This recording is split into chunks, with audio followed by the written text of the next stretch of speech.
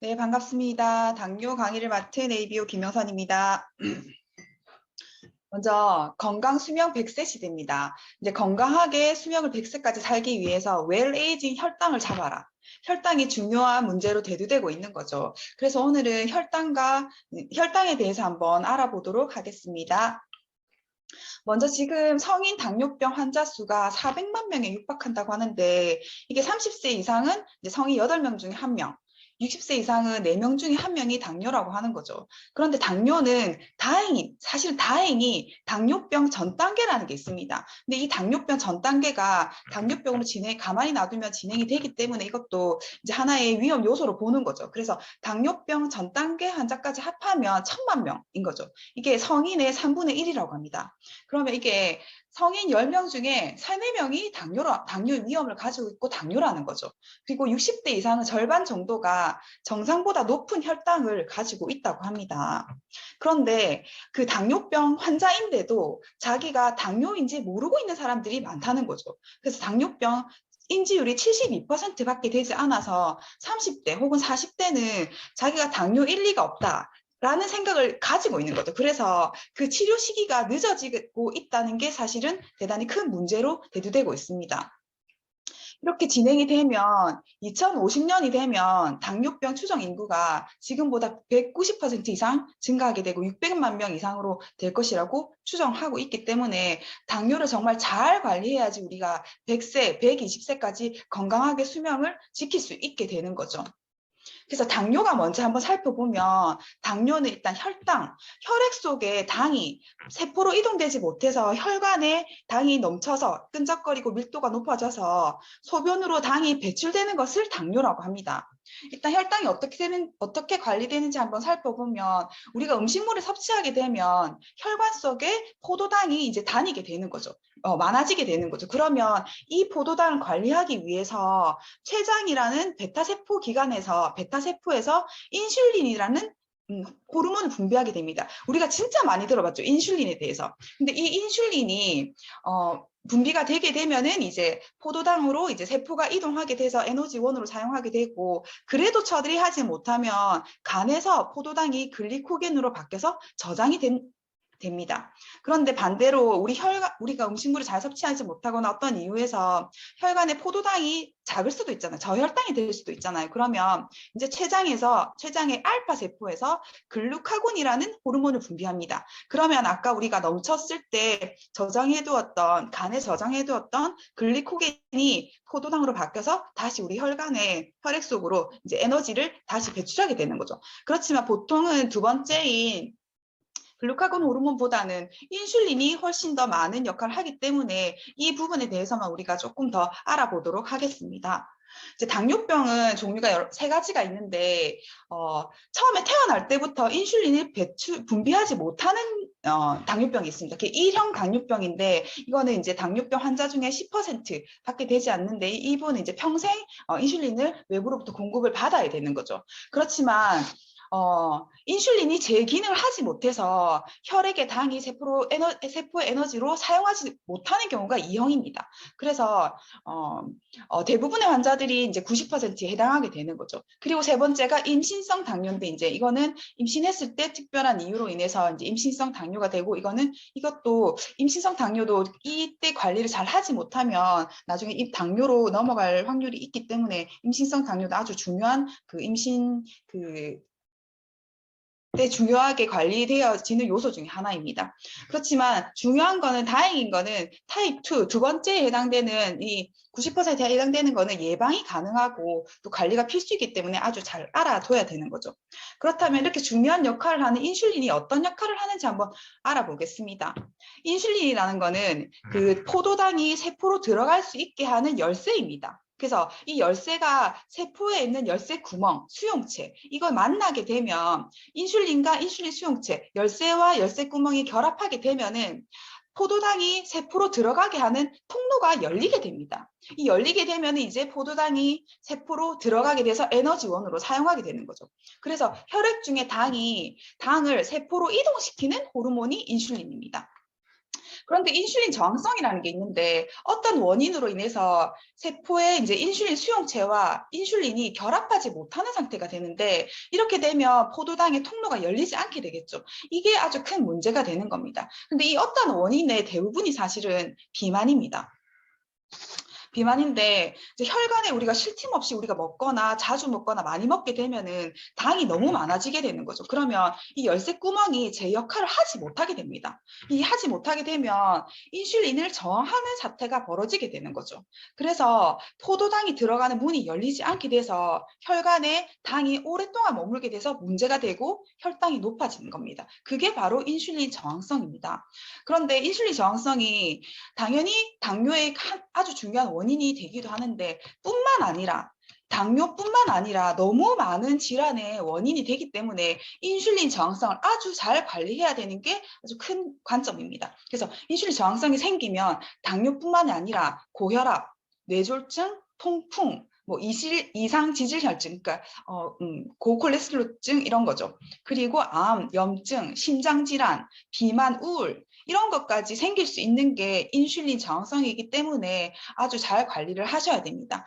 뿐만 아니라 인슐린 저항성과 지방 간의 관계에서 한번 보면 우리가 고지방식을 하게 되면은 지방이 간에 축적돼서 지방간 이 생기는데 지방간이 생기면 바로 인슐린 저항성이 발생했다고 봐도 무관합니다. 그리고 우리가 고탄수화물식을 하게 되면은 인슐린 저항성이 발생하게 되죠. 그렇게 되면은 또 지방간이 생깁니다. 그래서 지방간이 있는 분은 이미 인슐린 저항성이 생겼다고 봐도 무방하고 이 동일한 증상이 동일한 결과를 가지게 되기 때문에 아주 잘 관리를 하셔야 됩니다. 그러면 당뇨가 내 혈관에 당이 어느 정도 있어야 되는지 그 수치를 한번 보면 정상은 공복 시에 혈당이 100 이하, 그 다음에 식후 2시간 안에 140 이하, 그 다음에 당화 혈색소가 5.7% 이하일 때를 정상이라고 합니다. 근데 아까 중요하게 우리는 다행히게도 당뇨병 전 단계가 있다고 했잖아요. 전 단계를 보면 공복 시에 100에서 125, 식사 후 140에서 199, 당화 혈색소가 5.7에서 6.4%까지가 당뇨병 전 단계입니다. 당뇨가 넘어가게 되는 그 이상인 거죠. 126 이상, 식후 200 이상, 당화 혈색소가 6.5% 이상. 이 되는데 요즘 당뇨를 가지신 분들이 너무 많은데 그분들이 병원에 가서 꼭 검사하는 게 당화 혈색소라고 합니다. 당화 혈색소는 그러니까 성적표 같은 거죠. 당뇨를 3개월 동안 얼마나 잘 관리했느냐 하는 성적표인데 당화 혈색소가 뭐냐 하면 당화 혈색소, 혈색소가 당화되었다는 거죠. 그러니까 혈색소는 적혈구에 있는 혈색소 헤모글로빈이 당에 얼마나 쩔어 있느냐 이거를 한번 보고 판단을 하는 겁니다. 그래서 혈당이 낮을 때는 포도당이 작고 혈당이 높을 때는 이렇게 많은데 이게 뭐냐면 이제 포도당이 그러니까 혈관에 포도당과 적혈구가 같이 동시에 있는 거죠. 그런데 적혈구를 매실이라고 한번 가정을 해보았을 때 이 매실을 우리가 시기가 되면 매실청을 많이 담잖아요. 그게 시간이 지나면 쪼글쪼글해지잖아요. 마찬가지로 당화혈색소는 적혈구가 당에 쩔어서 쪼글쪼글해지는 거죠. 그런데 그 적혈구는 그 수명이 3개월이라고 합니다. 그래서 3개월 동안 혈색소, 그러니까 적혈구가 당에 얼마나 쩔어 있는지 그걸 한번 보는 게 당화혈색소인데 내 몸 안에 매실이 100개가 있는데 그중에 6개가 쭈글쭈글해져서 매실청이 된 거죠. 그러면 당화혈색소가 6%라고 말을 하게 됩니다. 그런데 아까 우리가 봤을 때 당뇨를 측정하는 그 수치에서 5.6%, 5.6% 이하, 6.5% 이상 이 정도로 1% 차이가 그 당뇨 환자의 몸에서는 엄청나게 큰 영향을 미친다고 합니다. 그래서 당화 혈색소라는 거는 적혈구가 내 몸에 얼마나 쩔어 있는지 그걸 가지고 당뇨를 얼마나 잘 관리를 하고 있는지 그걸 수치를 보는 거죠.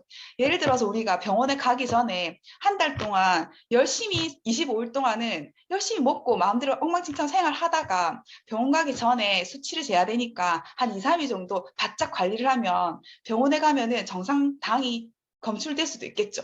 그렇지만 전체적으로 봤을 때 당뇨를 잘 관리한 게 아니잖아요. 그렇기 때문에 당화혈색소를 검사하는 게 아주 중요하다고 합니다. 그런데 우리가 당뇨가 생기면 어떤 증상이 나타날 것 같잖아요. 그런데 위험하게도 당뇨는 무증상이 가장 큰 증상이라고 합니다. 증상이 나타났을 때 병원에 가면은 사실은 그 당뇨 합병증을 가지고 오는 환자가 아주 많다고 하거든요. 근데 그 증상 중에 하나가 이제 체중 감소, 또 체중 증가. 근데 당뇨라는 것 자체가 세포로 에너지원을 쓸 수 없는 상태이기 때문에 먹어도 배가 고픈 상태가 될 수 있다고 합니다. 그래서 다식 많이 먹게 되고 혈관에 당이 끈적끈적해지기 때문에 그 본능적으로 물을 많이 먹게 된다고 합니다. 그래서 당뇨, 그리고 이제 혈관에 그런 당이 끈적끈적해지니까 그 혈류 순환이 잘 되지 않겠죠. 그래서 상처 회복도 지연이 아주 많이 되고 있고, 그래서 여러 가지 이게 시야에도 문제가 생기는 이런 증상들이 나타날 수 있는데, 이런 증상이 나타나기 전에 사실은 이제 가야 되는 거죠. 그래서 작은 징후라도 있으면 자주 혈당을 체크하는 게 아주 중요하고, 그 중요한 원인, 그 이유 중에 하나도 당뇨병 인지율이 10명 중에 3명은 모른다고 했잖아요. 그래서 30, 40대에도 사실은 당뇨병이 많은데 이제 잘 인지를 못하는 거죠. 그래서 작은 징후가 있을 때는 반드시 혈당을 자주 체크하는 게 중요하다고 합니다. 그래서 당뇨병 환자들이 발견되는 게 당뇨 때문에 검사를 왔어요가 아니라 다른 질병 때문에 검사를 하다 보니까 당뇨가 있더라라는 경우가 훨씬 많다고 합니다. 그런데 이제 그래서 살펴보면 1형 당뇨는 우리가 손을 댈 수 없지만 2형 당뇨는 관리와 예방이 가능하다고 했잖아요. 그래서 당뇨병의 자연 경과를 한번 살펴보면 시작을 보면 사실은 중요한 게 비만에서 시작을 합니다. 이게 당뇨 학회 자료인데 비만에서 시작하기 때문에 이걸 잘 염두에 두셔야 됩니다. 비만에서 시작했을 때 이제 우리가 뭔가 음식을 먹었을 때 많이 먹었을 때 혈당이 오르고 이제 혈당이 오르게 되면은 인슐린 분비가 돼야지 그게 포도당이 이제 에너지로 사용이 되잖아요. 그렇게 되면 췌장에서 처음에 분비량이 아주 많아진다고 합니다. 분비량이 많은데도 혈당을 처리하지 못하니까 또 더 많이 분비하게 되는 거죠. 그래서 오버페이스, 과부하를 하게 되는데 이때 중요한 게 인슐린 저항성이 너무 높아져 버리니까 아무리 과부하를 해도 인슐린의 분비를 많이 해도 혈당이 관리가 안 되는 겁니다. 그래서 당뇨병 전 단계라는 게 이 상태를 말하는 거죠. 인슐린 저항성도 높아지고 혈액에 포도당도 많고 인슐린 분비도 많은 상태가 당뇨병 전 단계인 거죠. 이렇게 하다가 안 되면 췌장도 사실은 지치겠죠. 지치게 되면은 이제 지치게 되면은 인슐린 분비량이 이렇게 떨어지게 됩니다. 그래서 당뇨를 치료할 때 가장 중요한 건 사실은 이렇게 이 사이에 있는 이 그래프에 갭이 생기기 전에 갭이 생기기 전에 치료를 시작하는 게 아주 중요한 타이밍이라고 합니다. 그래서 당뇨병도 골든 타임이 있다고 보는 거죠. 그래서 이렇게 떨어지다가 정상 기능이 100% 이하로 떨어지게 되면은 이제는 인슐린 분비량을 조절할 수가 없는 거죠. 그래서 치료라고 하는 거는 인슐린 분비량을 늘려서 그걸 조절하는 게 아니라 이 위에 있는 파란색 그래프, 인슐린 저항성을 낮추는 게 치료라는 거죠. 그래서 이 치료를 빨리 시작하는 게 중요하다고 합니다. 그래서 이걸 관리하지 못했을 때, 인슐린 저항성을 관리하지 못했을 때 한번 살펴보면 정상인은 식후 1시간이 지나면은 그 이제 혈당의 피크가 떨어지기 시작하게 되는데 당뇨가 진행될수록 피크가 되는 시간도 느려지고 높아지는 건 더 높아지고 이렇게 된다는 거죠. 이렇게 되기 전에 우리는 인슐린 저항성을 잘 관리해야 됩니다. 아까 말했듯이 인슐린 저항성은 그래서 중요한 거죠. 당뇨도 엄청 심해지게 되지만 또 다른 질환들의 원인이 되기 때문에 인슐린 저항성을 빨리 잡아주고 관리해주는 게 아주 중요합니다. 그래서 당뇨를 어떻게 관리해야 되는지 한번 살펴봤을 때 당뇨 학회에서 2019년도에 나온 당뇨병 지침을 살펴보게 되면 당뇨병 전 단계를 빨리 탈출해야 된다고 이렇게 나와 있습니다. 그런데 가장 중요한 게 적정 체중 관리를 해야 된다. 만약에 내가 이런 위험 요소가 있으면 빨리 내 체중에 지금 10%를 한 달 안에 빨리 빼라고 합니다. 한 달 안에 빼고 자기의 그 키에 따른 적정 체중이 있잖아요. 그거를 평생 유지하기 위해서 노력해야 되는데 최대한 빨리 시작하라고 하고, 남자는 중요한 게 허리 둘레가 90 이하, 여자는 허리 둘레 85 이하. 그래서 내장 지방 관리를 하는 게 복부 관리를 하는 게 아주 중요한 요소입니다. 그런데 조금 아까 최대한 빨리 하라고 한 이유가 똑같이 체중 감소를 했는데도 완화가 되는 사람이 있고 완화가 안 되는 사람이 있다고 합니다. 똑같이 체중 감소를 했을 때 지방간도 호전되고 췌장도 이제 지방이 쌓이는 거죠. 그런 지방 췌장도 호전이 되는데 차이가 나는 게 포도당 자극 초기 인슐린 반응이라고 합니다. 이게 뭐냐면 내가 음식을 먹었을 때 인슐린이 빨리 나와서 혈액에 있는 당을 빨리 세포로 이동시켜주게 하는 그런 민감성이 있어야 되는데 이 반응에 있어서 차이가 나는 게 사실 나이, 시작 체중, 당화혈색소, 체중 감소량, 그다음 기초 대사량이 다 동일한데도 이 차이가 나는 게 당뇨병 유병 기간 때문에 이 초기 인슐린 반응에 차이가 난다고 합니다. 그게 당뇨를 2.7년 알았는지 3.8년 알았는지 이 차이에 따라서 이제 차이가 난다고 합니다. 그래서 이 골든 타임을 유병 기간이 얼마인가에 따라서 이 골든 타임 결정이 되는데 보통 5년 안에 빨리 시작하라고 하게 되거든요. 그런데 보면 당뇨가 진짜 다행인 게 당뇨병 전 단계라는 게 있다고 했잖아요. 그게 우리가 암은 전 단계가 없잖아요, 사실은. 뭐 염증이라든지 이런 관리를 하게 되지만 사람들은 그거를 암으로 보지 않잖아요. 그런데 당뇨는 10년에서 15년 정도의 전 단계 과정을 거친다고 합니다. 그래서 이 전 단계가 있기 때문에 어쩌면 다행인 거죠. 그래서 당뇨로 넘어가지 않게 하는 이 골든 타임에 당뇨병 전 단계 인슐린 저항성을 잘 관리해서 회복할 수 있다는 거죠. 그런데 아까 무증상이 증상이라고 했잖아요. 그런 사람들이 이렇게 하죠. 당뇨병인데 난 아무 문제 없던데 왜 관리를 하고 치료를 해야 돼? 이렇게 말을 해야 하는데 아무런 증상이 없는데 당뇨병을 치료해야 되나요? 네, 반드시 치료를 해야 됩니다. 그게 당뇨 후유증, 당뇨 합병증이 무섭다는 거는 이제 너무너무 잘 알고 있죠. 그 당이 우리 혈관에 떠돌게 되면은 어떤 문제가 생기냐면 포도당이 변질된 당독소가 생깁니다. 그래서 단백질이 포도당이랑 반응을 해서 당화 반응이 나서 당독소가 생길 수도 있고 지방과 포도당이 당화 반응을 해서 당독소가 생길 수 있습니다. 그래서 이거를 최종 당산화문이라고 하는데 이게 문제가 되는 거는 이 당독소가 혈관벽을 손상시킵니다. 혈관벽을 손상시켜서 이 손상된 혈관벽 안에 포도당이 쌓이는 게 아니라 콜레스테롤이 쌓입니다. 그래서 콜레스테롤이 쌓이기 때문에 당뇨가 있는 분들은 반드시 콜레스테롤 관리를 하셔야 됩니다. 그렇지 않으면 우리가 하수관에도 보면 기름때가 쌓이거나 이렇게 노폐물이 많이 쌓이게 되면 물이 원활하게 흐르지 않고 또 그게 찌꺼기들이 떠돌게 되잖아요.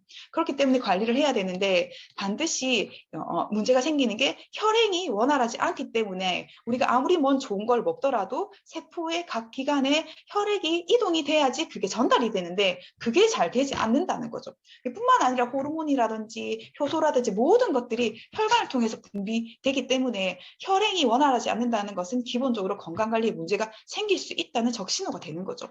그래서 보면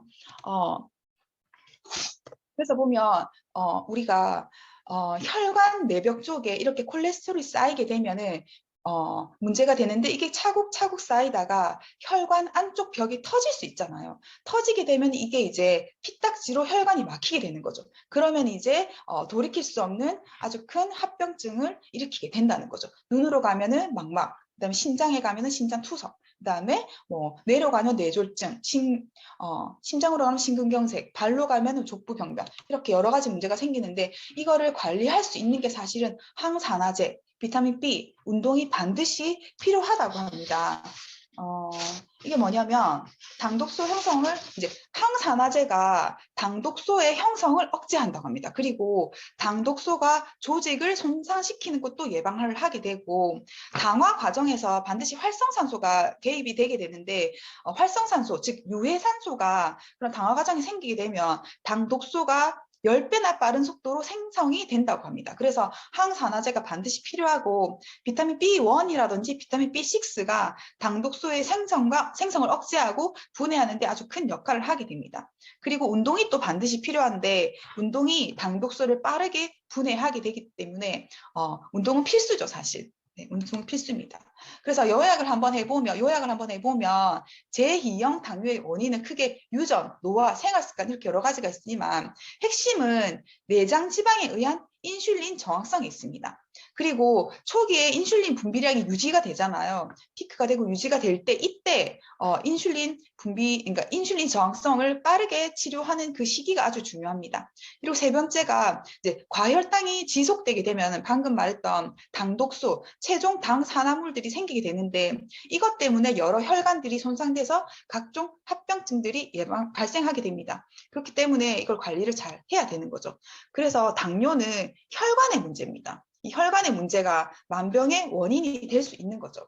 그래서 봤을 때 당뇨의 후유증이 너무너무 머리끝부터 발끝까지 후유증이 생기는데 이제 뇌경색, 당뇨병성 망막증, 동맥경화, 협심증, 심근경색, 그다음에 당뇨병성 신증, 그 심장에도 아주 작은 미세 혈관들이 너무 많잖아요. 그것들이 문제가 생기면 이제 문제가 되는 거죠. 그리고 족부 병변, 이 생기고 남성들한테는 성기능 장애까지 생길 수 있습니다. 그래서 보면 당뇨의 가장 큰 그 후유증, 그 다음에 사망 원인들을 보면 거의 다 심혈관 질환이거든요. 심혈관 질환인데 여기서 보면은 이제 뇌경색, 심근경색, 이게 사망의 원인이 되지 않더라도 삶의 질을 아주 떨어뜨릴 수 있는 그런 질병이 되기 때문에 아주 중요하고, 그 다음에 신경계 질환, 말초 부위부터 감각이 저하될 수 있고, 당뇨병성 위장 질환, 당뇨가 있을 때 소화액이 분비가 잘 되지 않는 그런 장애를 가질 수 있다고 합니다. 그리고 당뇨병성 신증, 그러니까 신장에 문제가 생기는데 2형 당뇨를 20년간 이제 앓은 환자들 중에 15%에서 20%에서 발생하게 되고 투석을 하게 되는 일이 발생하게 된다고 합니다. 그 다음에 당뇨병성 망막증, 이게 우리나라 3대 실명 원인 중에 하나인데 당뇨 합병증 중에서 가장 무서운 질환이고, 당뇨를 30년 이상 앓았을 때 90%까지 발병될 수 있다고 하기 때문에 사실 조금 절망적일 수 있죠. 그래서 반드시 1년에 한 번 정기 검진을 받아야 합니다. 그다음에 족부궤양인데 그 절단 환자, 다리 절단 환자의 절반이 당뇨가 원인이 되고, 이게 또 중요한 게 절단 환자의 70%가 5년 내에 사망한다고 합니다. 그래서 아주 무시할 수 없는 부분이 되는 거죠. 그래서 이 당뇨 관리를 할 때 반드시 중요한 게 근육량을 늘려야 됩니다. 그 온몸의 이제 전체 근육의 3분의 2가 허벅지에 있기 때문에 허벅지 근육을 늘려야 되는 게 아주 중요하고, 이제 그게 중요한 게 아까 인슐린 저항성을 볼 때 세포와, 그러니까 인슐린과 인슐린 만드는 열쇠와 열쇠 구멍, 그래서 세포 근육이 많다는 거는 포도당이 세포로 들어가게 하는 문이 많아지는 겁니다. 그렇기 때문에 허벅지 근육을 많이 늘리는 게 아주 중요하고, 당뇨병 환자는 반드시 허벅지 근육을 키워야 되는 이유가 되는 거죠. 그래서 탄수화물 관리가 아주 중요한데, 이제 탄수화물 관리를 보면 탄수화물 중독성이 있잖아요. 먹으면 다 이건 혈당이 되는데 탄수화물을 많이 먹게 되면은 간질환, 아까 말씀드렸죠. 간질환, 지방간과 인슐린 저항성 같은 말이라고 했죠. 지방간, 간경화, 간암까지 갈 수 있고, 고혈압도 유발 악화시킬 수 있고, 당뇨 유발 악화시킬 수 있고, 고지혈증 유발 악화시킬 수 있고, 통풍 유발 악화시킬 수 있습니다. 그리고 체중 증가는 당연히 되는 거죠. 근데 우리가 탄수화물 관리를 할 때 놓치고 있는 것들이, 이제 우리가 이제 인스턴트 음식들을 너무 많이 먹죠. 특히 어린 이제 청소년들도 보면은 많이 먹게 되는데, 그 중에서도 음료수라든지 과자 이런 것들을 보면 액상과당 이런 것들이 많이 들어 있습니다. 보면 설탕과 액상과당에는 포도당과 과당으로 구성되어 있습니다. 그런데 이 포도당은 에너지원으로 사용되지만 과당은 에너지원 자체가 되지가 않는 거죠. 그래서 과당은 바로 간으로 이동해서 간에서 무조건 처리를 하게 되는데, 이때 간에서 이제 과당이 들어오면 중성지방이 돼서 저장이 되고, 이게 지방간이 되고, 이게 지방간이 인슐린 저항성을 일으키기 때문에 아주 중요한 관리를 해야 되는 아주 중요한 목록인 거죠, 사실은. 탄수화물 관리를 하셔야 되고, 혈당 관리를 할 때 또 중요한 게 식이섬유입니다. 아무리 많이 먹어도 부족하지 않다고 할 정도로 식이섬유 관리가 엄청 중요한데, 식이섬유가 하는 역할은 일단은 식욕을 억제하는 거죠. 일단 당뇨는 많이 먹으면 안 됩니다, 절대로. 뭐든 먹으면 당이 올라가거든요. 그래서 식이섬유로 이제 식욕을 억제하고 그 공복감을 지연시킬 수 있습니다. 그리고 위벽과 장벽을 보호해서 당 흡수를 억제하고 혈당을 천천히 올리게 되는 거죠.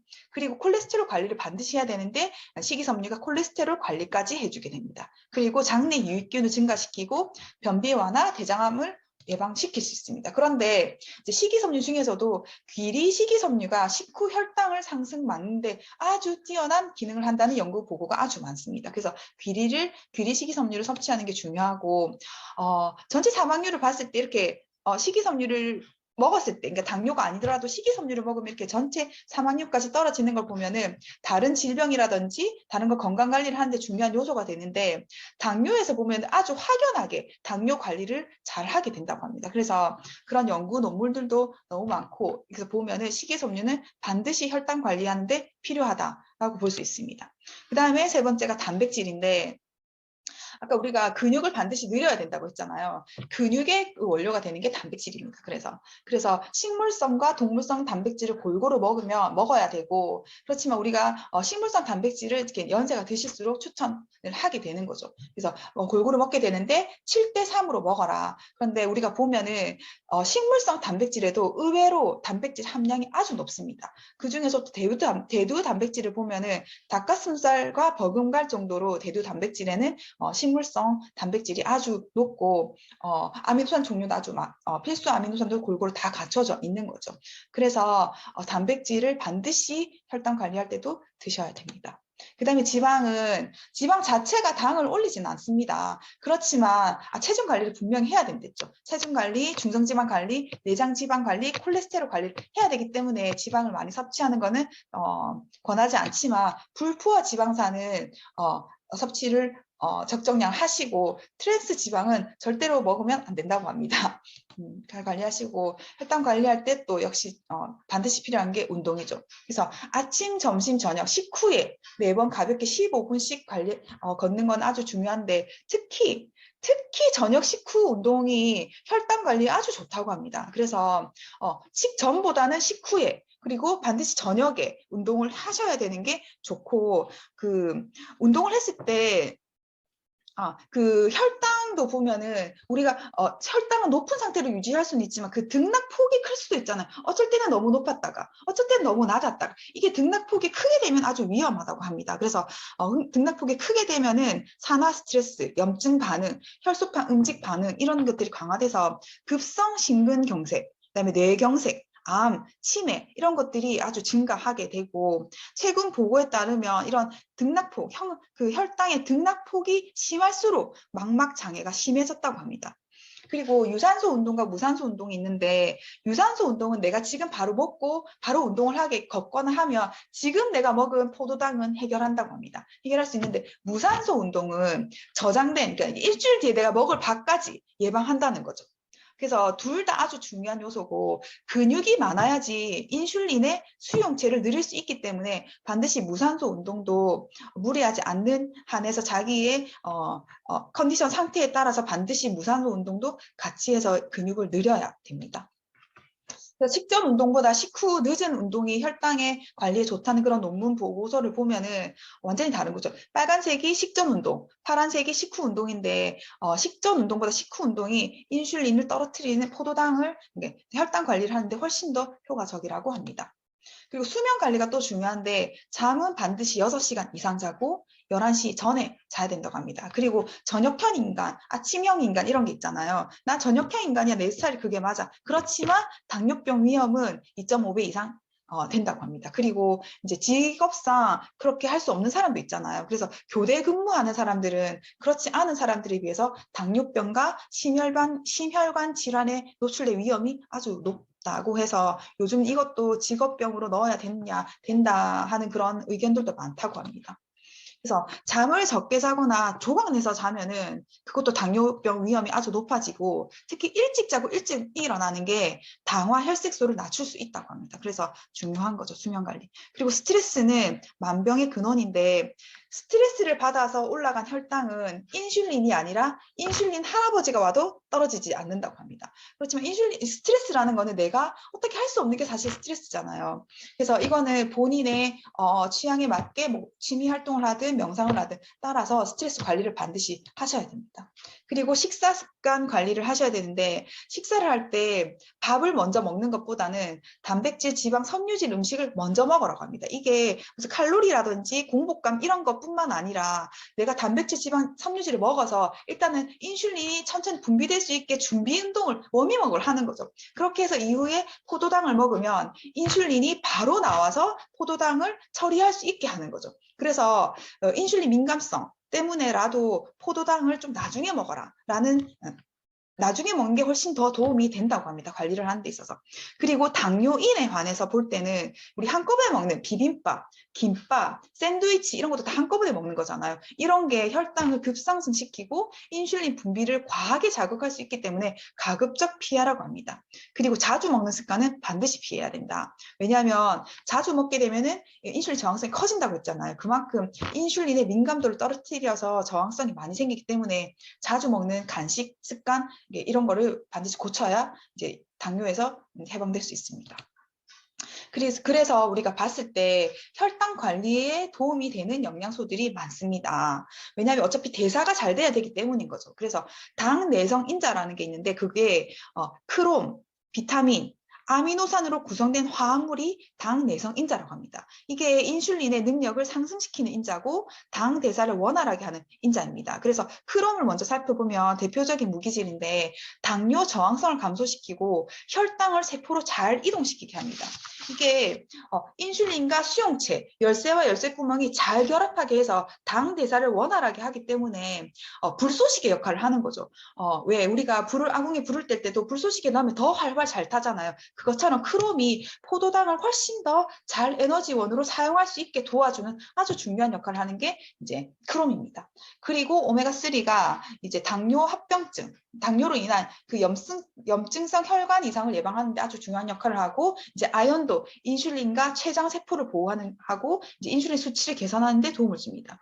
그다음에 마그네슘도 인슐린의 정상적인 작용에 꼭 필요하고 당뇨로 인한 피로, 에너지 저하에 도움이 될 수 있고 인슐린 저항성이 발생하게 되면은 마그네슘 결핍 가능성이 높아진다고 합니다. 그다음에 비타민 B1이 있는데 비타민 B6와 비타민 B12가 당뇨병성 신경병증, 그러니까 말초신경에 도움을 주게 되고 당뇨병 치료할 때 이제 메트포르민이라는 약을 복용하게 되는데 이때 이 약을 복용하게 되면은 드럭 먹으라고 하죠. 비타민 B12 손실이 아주 많게 되기 때문에 비타민 B를 반드시 복용하라고 하게 됩니다. 그리고 당뇨병 전 단계부터 호모시스테인, 그러니까 단백질이 제대로 대사가 되지 못해서 독소가 되는 게 호모시스테인인데 이 호모시스테인이 뇌혈관이라든지 혈관에 아주 큰 문제를 일으키게 됩니다. 그렇기 때문에 호모시스테인을 관리해주는 엽산, 비타민 B6, B1이 반드시 복용을 하게 되면 도움이 되게 되는 거죠.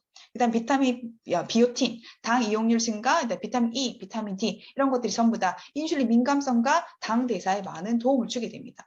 그래서 뉴트라이트에서 한번 우리가 살펴보게 되면은 WX가 있죠. 대표적인 항산화에 아주 탁월한 그 식물 영양소가 풍부하기 때문에 반드시 필요하고 비타민 B 플러스 12가지 비타민들이 모두 다 들어있는 비타민 B가 있습니다. 그리고 이제 한국에는 없지만 글루코스 헬스라고 미국에서 이제 당 관리 의 아주 특효인 크롬 덩어리죠. 이게 그 글루코스 헬스라는 제품이 있습니다. 이게 참고하시면 좋을 것 같고 그다음에 비타민 C는 혈청 단백질의 당화, 그 당화가 되면은 왜 당독소가 생긴다고 했잖아요. 그거를 최대한 47% 낮춘다는 보고가 있습니다. 그리고 모세혈관에 관여해서 항산화를 시켜주고 특히 눈의 망막, 혈관 괴열에 아주 큰 예방을 하는 데 도움을 주게 됩니다. 그 다음에 파이브비트 플러스가 귀리식이섬유죠. 귀리식이섬유이기 때문에 많이 드시면 참 좋을 것 같습니다. 그 다음에 오메가3는 심혈관에 도움을 많이 주게 되고 각종 염증 관리에 도움을 주게 됩니다. 그리고 단백질이 있죠. 이렇게 해서 뉴트라이트로 우리가 당뇨인 분들을 도와줄 수 있게 되는 중요한 제품들이 많습니다. 감사하게도. 그래서 좋은 열매를 맺기 위해서는 나무에 거름과 물을 주고 정성을 돌봐야 되는데 하나뿐인 우리 몸은 어떻게 관리해야 될까요? 예, 지금의 건강 상태는 과거의 생활 습관에서 비롯됐지만 앞으로 우리가 100세, 120세 살아야 되는데 그 미래의 건강은 오늘부터 여러분들이 하시는 선택에 달려 있습니다. 그래서 저는 강의를 여기서 마치겠습니다. 감사합니다.